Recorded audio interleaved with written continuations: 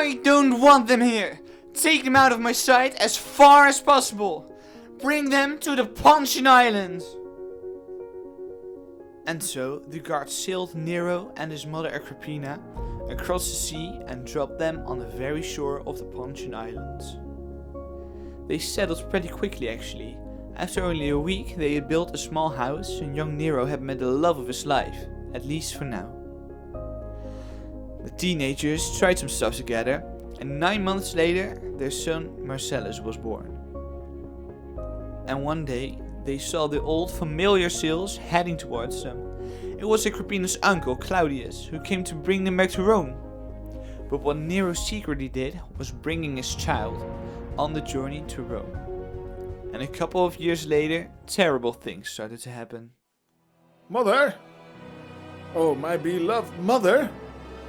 Would you come and join me for dinner? I've made such a delicious delicate from mushrooms and herbs. Come and tell me about your day. My sweetest, of course I will. Let me take my seat at the table. Guards, bring the first course. Go ahead. Nero, this may scare you or this may please you, but I've made an end to your great uncle's life. At this very moment, you are looking at the new emperor of Rome. This also means that you are now the heir to the throne. Behave well, and I'm sure you will better me as you follow my path when I ascend. The plates were put on the table, and Agrippina took a delighted bite from the spiced mushroom. And in that, mother, you are very right. I, indeed, will better you when you are with the gods. But that time will be sooner than you think.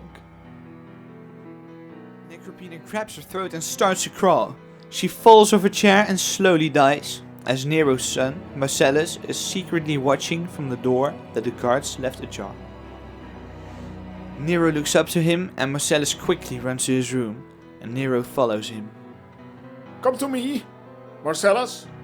Speak to your master. Master? You are my father! Not anymore, child. I am Rome's emperor right now, and you won't be the next. From now on, you will be treated like the slaves of this palace. As long as you roam between these walls, our bond will be kept secret. And with that, Marcellus was locked away behind a stone wall in the caves underneath the royal palace. Weeks passed, and Marcellus only got dry bread and water to feed himself as he saw the sun go up and down, up and down, up and down. But once, only once, he managed to crack the lock of his door, and he fled. He left the palace, ran through the streets without being seen, and wasn't seen again. Marcellus soared through the quarters of Rome, free like a bird. He made friends and got a place to stay, until he heard the news. A newsman stepped in the crate and shouted, "Rome is going down, but we will rise again!" Emperor Nero came with a marvelous plan to make these quarters pastime and build a series of new luxe palaces called Neropolis. It will praise the gods, it will praise Nero, and it will praise us. Tomorrow he will speak to the Senate.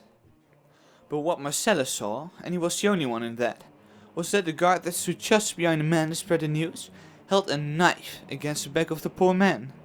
He was forced, but when Marcellus saw this, he knew what he was going to do. He knew where the Senate was and went there the day after to eavesdrop the conversation between Nero and the Senate.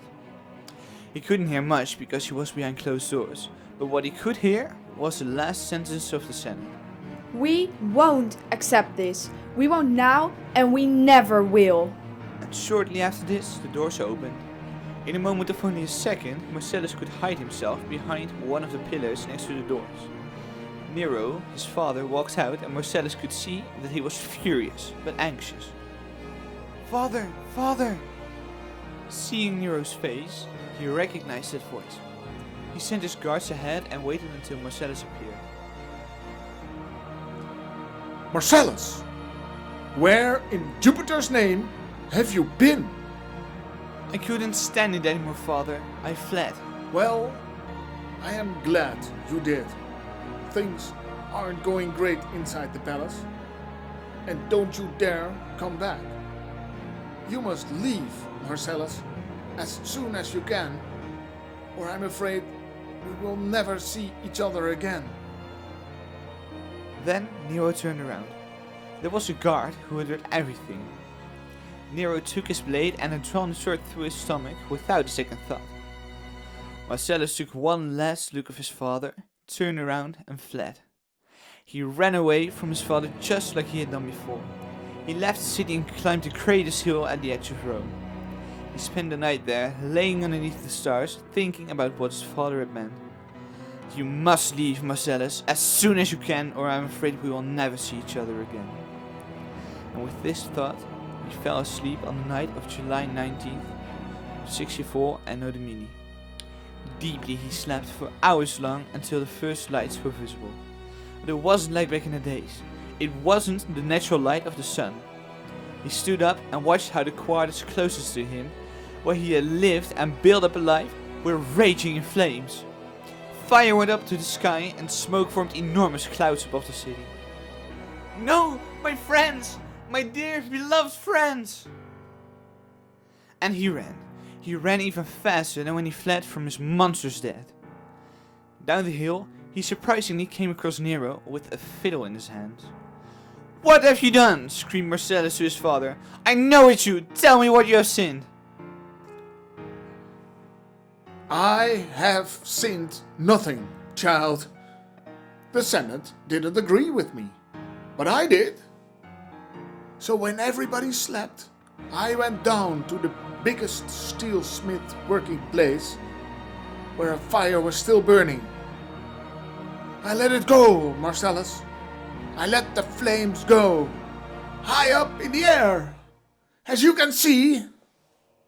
And he laughed. His cruel deeds were enough for Marcellus. You monster! You don't care about people, only about yourself and your stupid Neropolis! Watch out what you're saying, son, or I will have your head hung onto my wall. No, you won't. You will never. Marcellus turned around and saw Atticus standing a couple of trees ahead as Nero was playing his fiddle and watched how Rome burned. Go and never come back, Marcellus told Atticus, just like his father had told him. And Marcellus fled once more to the other side of the hill, and he crossed another hill and another one, until he saw the first houses of an unknown village. He rebuilt his life there.